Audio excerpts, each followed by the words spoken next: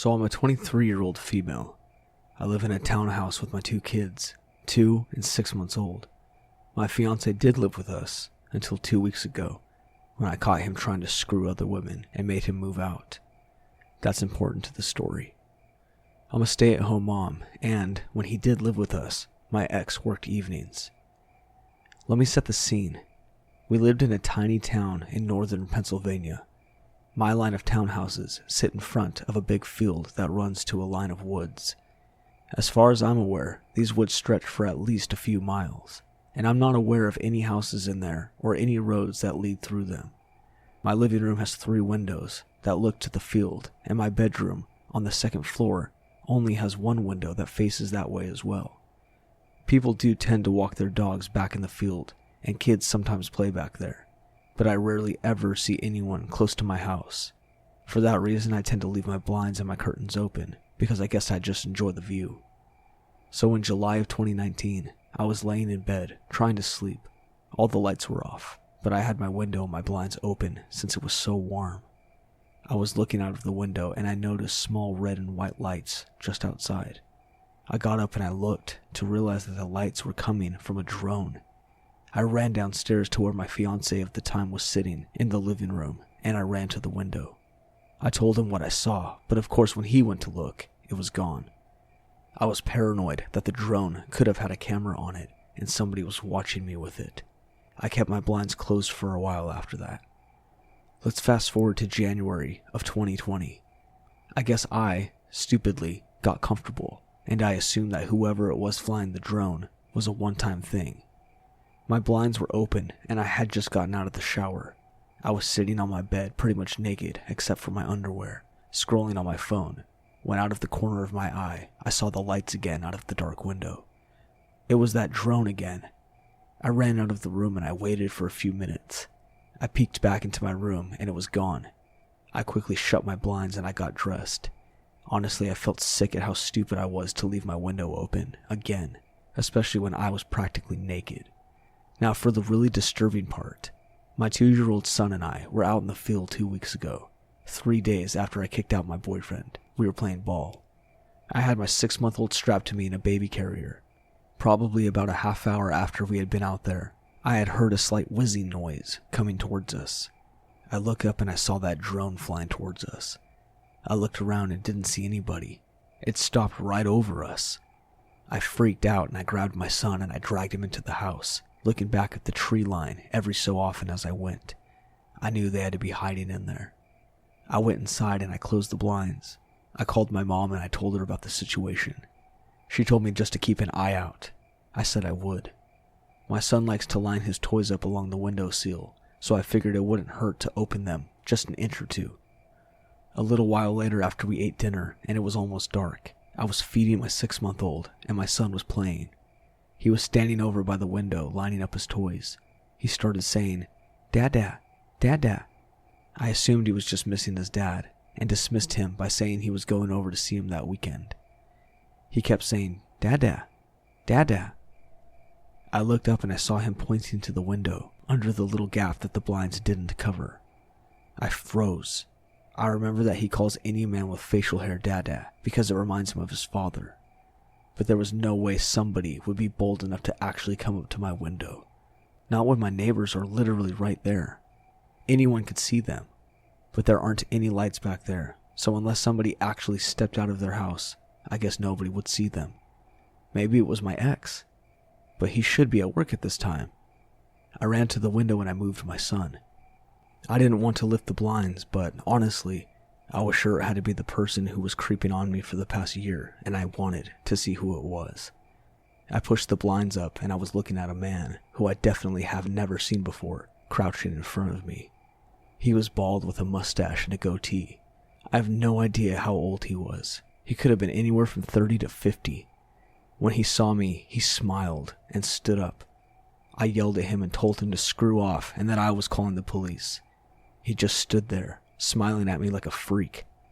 I was about to close the blinds again when he said something that I couldn't hear. I told him to leave again, and he said something louder this time. "I just want to talk to you." I shook my head no and yelled the same thing to him. He started slapping his hands on the window, yelling, "No, no, no," over and over. I grabbed my phone, scared he was going to try to break in. I dialed 911. My kids were crying from the yelling, and I felt on the verge of tears. I told the operator what was going on. The whole time I was on the phone, the man was pounding on my window, screaming now. He was yelling all kinds of nonsense, and I only caught some of it. He has been watching me for months. I'm beautiful. He wants to come in with me. He'll kill my children if I don't. The operator told me to go into an upstairs room and hide until the police arrive. My town doesn't have a police department, so we rely on the state police. She said it would be about 20 minutes, but to stay on the phone with her. The man was practically punching my window now, and he was just screaming like a maniac. I was about to grab the kids, and I run upstairs when I heard someone else screaming. The man bolted. I looked out and I saw my neighbor and his girlfriend. I opened the window and my neighbor said that he heard the man, so he ran around the building. He said when the guy heard him, he ran back to the woods and disappeared in the tree line. They said they also called the police. I thanked them 100 times. The police arrived 10 minutes later. They did a quick search around the buildings and in the trees, but obviously found nothing. I've been very paranoid since this, and I stayed at my parents' a few nights afterwards. I don't know why that guy targeted me, or why he waited so long to do something. I'm just happy that my neighbors were there to intervene, or who knows what could have happened.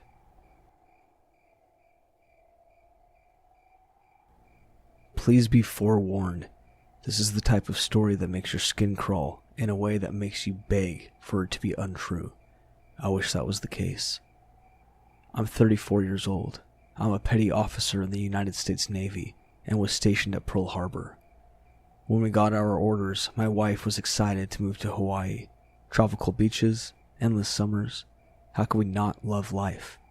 Besides, it was a great opportunity to get our boys, ages 10 and 13, outdoors and away from their Xbox every now and then.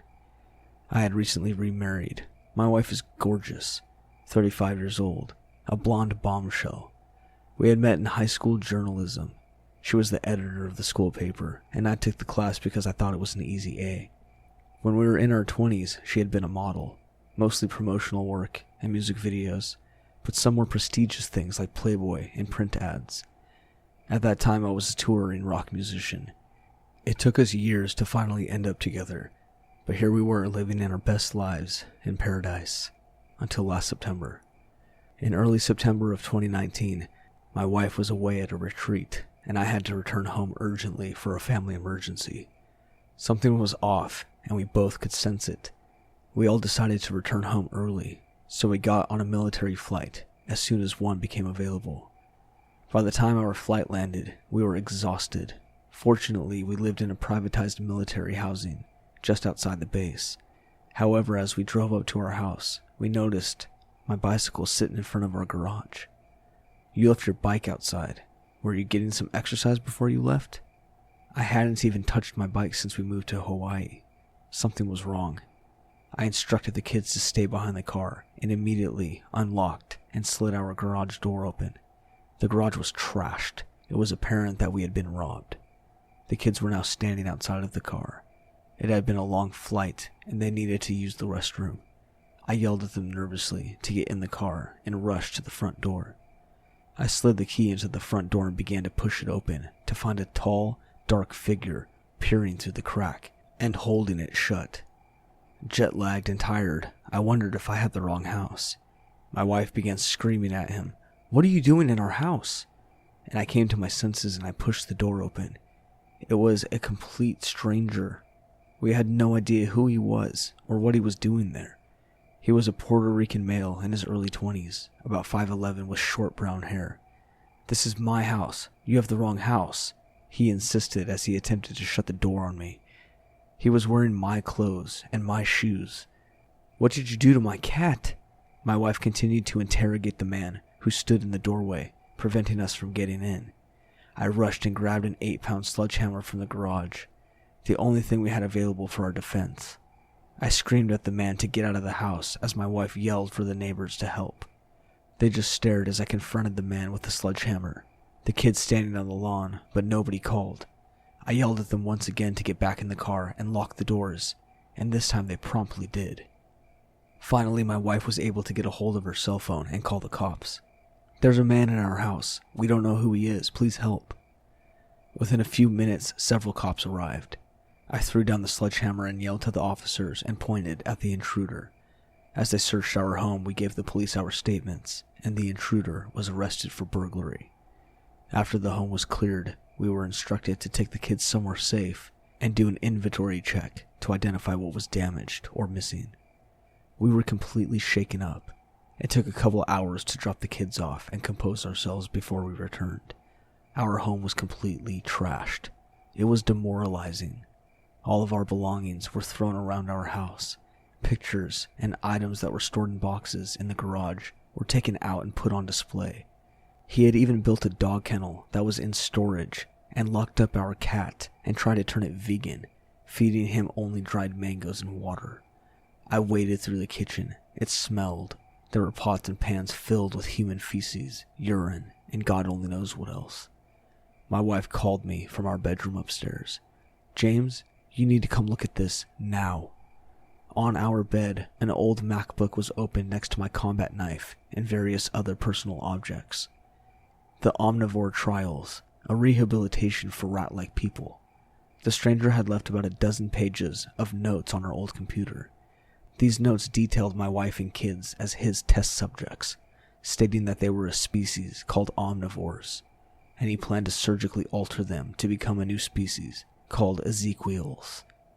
We searched our other devices. The web history revealed that he had viewed videos on how to surgically remove an arm, perform anal reconstruction surgery, and perform gender reassignment surgery. He detailed his notes, his plan to neuter my wife, and now he had been watching my children play in the backyard. His desired outcome was for them to be transgendered. He wrote that his transformation was painful, but he hoped they would be receptive, and he saw them as some of the most beautiful creatures he had seen. He believed that he was going to make them even more beautiful. He even wrote an entry about how he believed a child is the Antichrist, and that child was meant to reveal to the world the wrongdoings of government and the evils of society. His grotesque and bizarre obsession with my kids had us deeply concerned. With the entire house trashed, he actually managed to clean the kids' bedroom. He placed a photo of them that was originally downstairs on the TV stand in their room. It made us sick to our stomachs. He listed the surgical equipment he would need, researched medications, and attempted to get a hospital bed. I paced around the house furiously while my wife was in a panic. As I glanced down at the kitchen counter, I noticed condiment cups with a liquid inside that had post-it notes, which read, "Omnivore's eye drops," and "Omnivore skin," which were to the side of various prescription medications. He had made serums to drug us. I called my chief, and he instructed us to lock ourselves in the car and call the police. When the police arrived, they told us there was nothing they could do. They would not take the computer or the drug serums as evidence. Naturally, we were upset. As I showed him the notes on the computer, we noticed he had recorded a video as well. It was a 47-minute transformation video that discussed the cosmetic portion of his trials and went along with his manifesto. At this time, our neighbor came out and stated to the police that on Friday the 13th, she had made a call to security and had witnessed a domestic disturbance between him and a woman. The police noted that there was a female suspect still at large. We insisted to the police that they needed to take this evidence in the home and that additional charges needed to be filed. "He's already charged with a felony. What more do you want?" This set off me and my wife, and I began to berate the police officer and his partner for their incompetence. Our bedroom, furniture, and clothing were destroyed. There were bottles of urine placed randomly throughout the house. Various items were stained with what appeared to be semen, and there was feces smeared on the bed and some chairs. With that, and the blatant threats left in his notes, how could they not see that this wasn't merely a burglary? Eventually we calmed down, and the officer suggested that we emailed the detective digital copies of the notes, and along with the screenshots of the web history during the time the intruder was in the home. Unsafe, violated, angry, we left the house as we did not feel it was okay to return with a suspect still at large.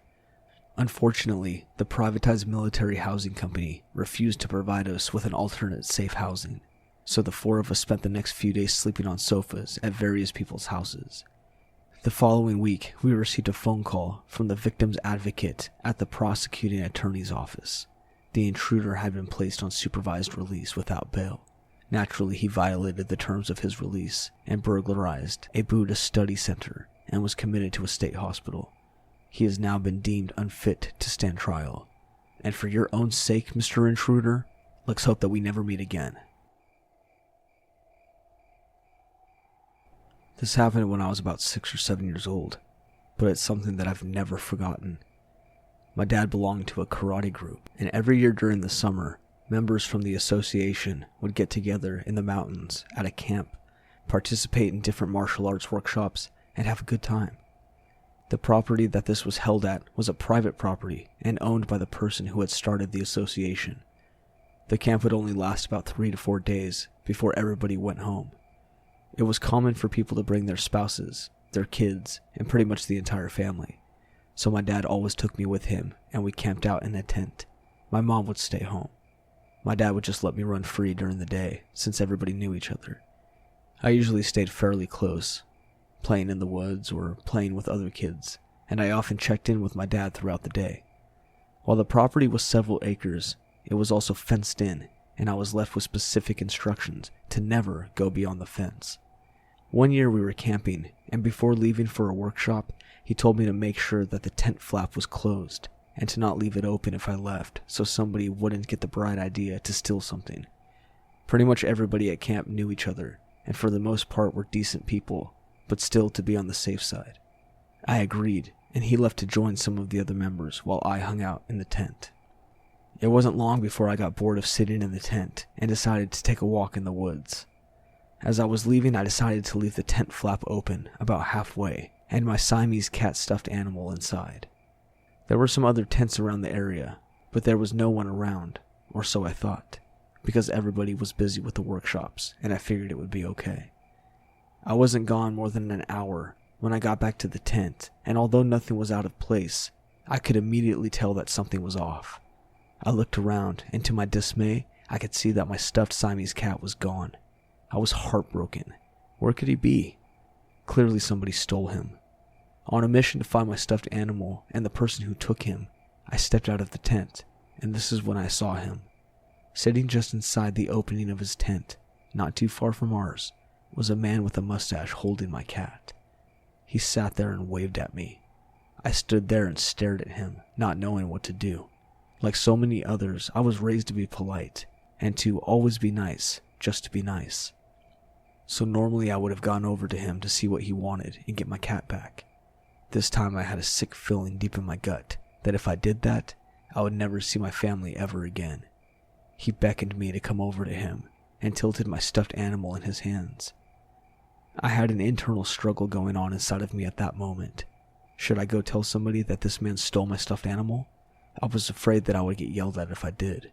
I also knew that I couldn't let this man take my stuffed animal from me. Finally, I gathered up the courage, and I ran full tilt towards the man. I grabbed the stuffed animal from his hands, and ran past him with a fury until I found a trusted adult. I never told my dad or anyone at the camp about what happened. It wasn't until recently that I mentioned to my dad for the first time what happened that day, and concerned, he asked why I never said anything. He also said that the description of the man with the mustache did not match any of the descriptions of anyone that he knew within the association. He told me that I should have told him, or somebody else, and that what would have happened is that about 20 angry martial arts experts would have kicked that guy's butt. To this day, I still have a Siamese stuffed animal, and both of my kids have also played with him at some point.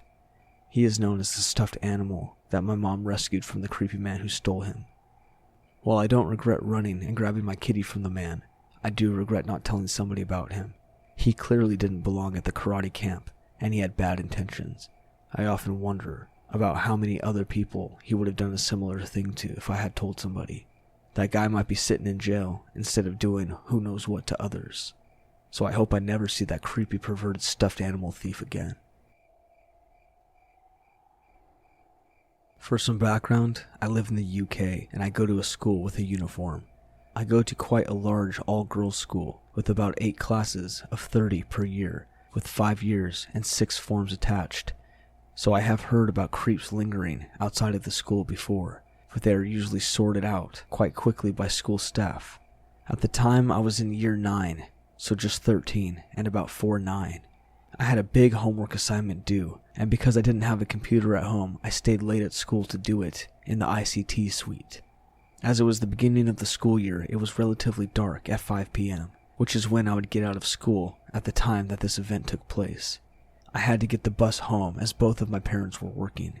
The bus stop outside of my school was fairly busy. There was a couple of other people and me. I had my back up against a fence and noticed a man underneath the bus stop, facing away from me, but next to the road and opposite the fence I was leaning on. I was aware of my surroundings as I have had previous experiences with old creepers, and I'm just a generally paranoid person. The man didn't strike me as particularly interesting, but I did notice him glance over at me from the corner of my eye. I then saw a bus, and I assumed it was mine, so I stepped forward to check. It was not my bus, which was annoying as I was cold and I didn't have a coat.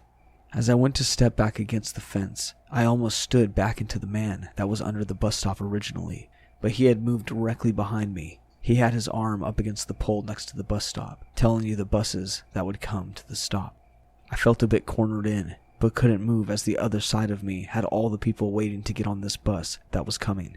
It felt like forever, as I could feel this man's breath on the top of my head as I watched the bus come and collect all the other people at the bus stop, but it was probably only a minute and a half. Once the last person got on the bus, I quickly moved out of this man's area and back against the fence.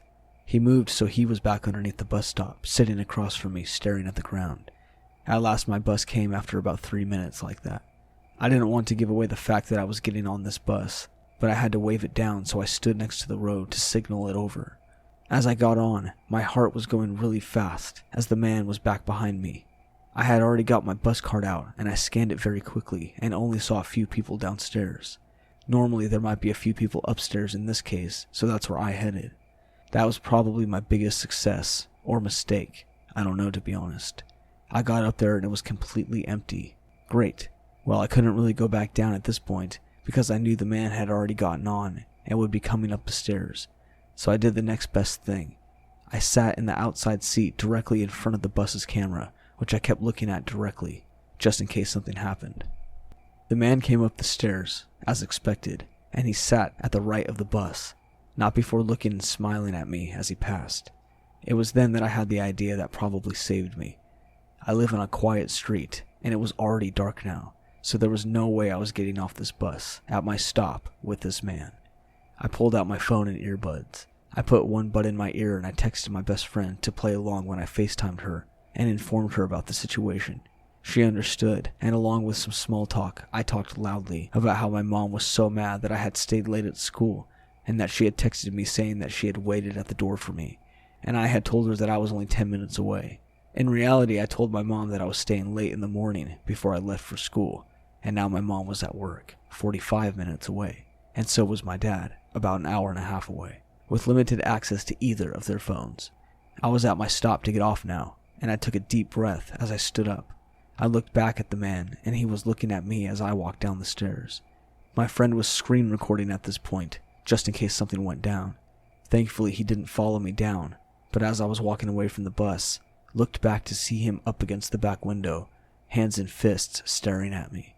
This is when I took my flimsy school shoes off and I sprinted to my house. As the next bus stop was still in my eyesight, there were 2 on the main road that led down to my street. Once I was down my street and far enough away that you couldn't see the top of it anymore, I told my friend about him up against the window. She understood and I put my shoes back on and speed walked the rest of the way to my house. My family still doesn't know about this, even though I was quite proud of myself on how I handled the situation and how I ran with no shoes on, a heavy skirt, and a big rucksack on my back. I don't think they ever will know, because as much as I don't ever want to stay late at school ever again, I know I probably will have to at some point, and I don't want my parents feeling guilty about not being able to help if something more serious was to happen while they were at work. But I don't know whoever that guy on the bus was, but I'm glad I never have to see him again. Back in my high school years, I would often meet with a few friends at a local Dunkin' Donuts, which was conveniently near a railway that we would all take to our weed guy's house. My closest friend at the time, Katie, and I usually would meet up earlier than everybody else just to hang out, order our extra large drinks and hash browns, and attempt at some "Hey Mr. Shenanigans" to score some tall boys from anybody willing to buy us beer. I'd consider us to be pretty naive and overly nice girls, which never proved to be an issue to either of us, until we were nice to the wrong person. A little background of my hometown. I grew up in the forgotten borough of New York City, Staten Island. For those of you who are unaware, there was, and kind of still is, a pretty horrendous opioid epidemic. So seeing zombie-like civilians strolling the street is fairly common. Because of this, I became pretty good at spotting out someone struggling with heroin and things of the sort. On this one day, Katie and I met up at a Dunkin' Donuts and sat at our usual booth. We were in the midst of messing around with our phones and being overly giggly when I noticed out of the corner of my eye someone suddenly stop outside of the glass door. Still smiling, I glanced over to see if it was maybe one of our friends, and I ended up making direct eye contact with a basic Staten Island looking guy. I looked away unbothered and carried on, just another customer anyways. After the guy got his coffee, he sat directly at the table across from our booth. I chose to ignore the fact that he sat weirdly close and resisted eye contact, since that already awkwardly happened, but I guess the motion caught Katie's attention as she looked over her shoulder at the man settling in. She looked back at me, made a face that said, okay, and we just giggled and tried to move on. Every now and then I glanced in his direction, mainly just because I like to be observant of my surroundings, but also because I kept seeing him scratch his nose and his neck and face in my peripheral vision, and I noticed he was bleeding from various little cuts on his body. This was a dead giveaway that he was doing some form of opiate, as they tend to get very itchy and they scratch until they break skin. A few days later, the man asked if one of us had a charger he could borrow. I kindly denied, and Katie only had an iPhone charger, while the man clearly had an Android phone. This slight exchange was enough for the man to feel invited, and he would continue to make comments for quite some time. Being that this was 4 years ago, I don't remember the entire conversation, but I do remember him often asking general questions, like if we lived around here and what we did in our free time, and creepy things of the sort. I was pretty vague, yet polite in my responses, but Katie was always a bit more enthusiastic in her words, making it pretty easy for this guy to reciprocate and basically join our conversation altogether. In Katie's innocent stupidity, the guy basically found out some of the main train stops that we would get off at to hang out in those areas. He also found out that we would indulge in the devil's lettuce, which only made this guy feel even more inclined. At some point, he mentioned how his girlfriend got him into some trouble, got him into heroin which he used to sell, served some jail time for, and pretty recently got out. He also mentioned how he's been an ice cream truck driver ever since his release, and told us that he's always driving around the train stops Katie mentioned earlier.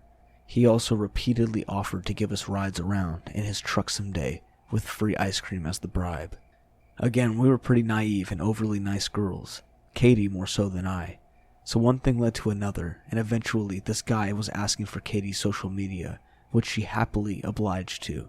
She's always been really dedicated to expanding her follower count. Throughout this entire exchange, I was mostly just nodding, smiling, laughing here and there, so my remaining silence during the social media exchange went unnoticed. However, once this guy started following Katie on Instagram, he quickly found mine through a tagged picture on her page.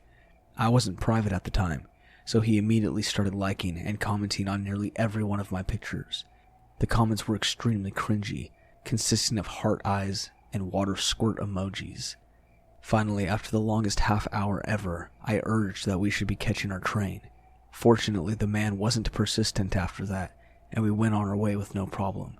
After some verbal recap of what just happened, I convinced Katie to block him, and I did the same. We brushed it off with that. I honestly forgot about the strange interaction until about a week later. I was hanging out with some friends at a park near my high school when munchies made me crave Ralph's Ice, which was just up the block. I ventured off with one other friend and almost made it to the store before the sound of an ice cream truck approached from behind me. Completely lost in conversation, my attention was only caught by the high-pitched screeching of the truck brakes and a somewhat familiar voice. Of course, it was him. He shouted out to me, But with Ralph's ice only a couple feet in front of us, I ignored him and I rushed in with my friend. The guy didn't stick around, being that he was blocking the whole lane on a narrow two-way road, but we still called our friend at the park to pick us up in his car. For the next 2 weeks, there were about 4 times that this man tried to pick me up in his truck. At this point, making me feel pretty paranoid, I was potentially being stalked. The last time it happened, he was parked directly outside one of those train stops, almost as if he was waiting for me. He again called out to me, asking why I blocked him, and saying he just wanted to be friends. At this point, I had enough and told him to just leave me alone. I lied and told him that my dad was a lieutenant. I walked away before he could respond and walked into the diner where I was meeting my friends that night. I saw his truck drive away in the window, and I never had an interaction with the ice cream man again. But now, to this day, the sound of an ice cream truck has haunted me ever since.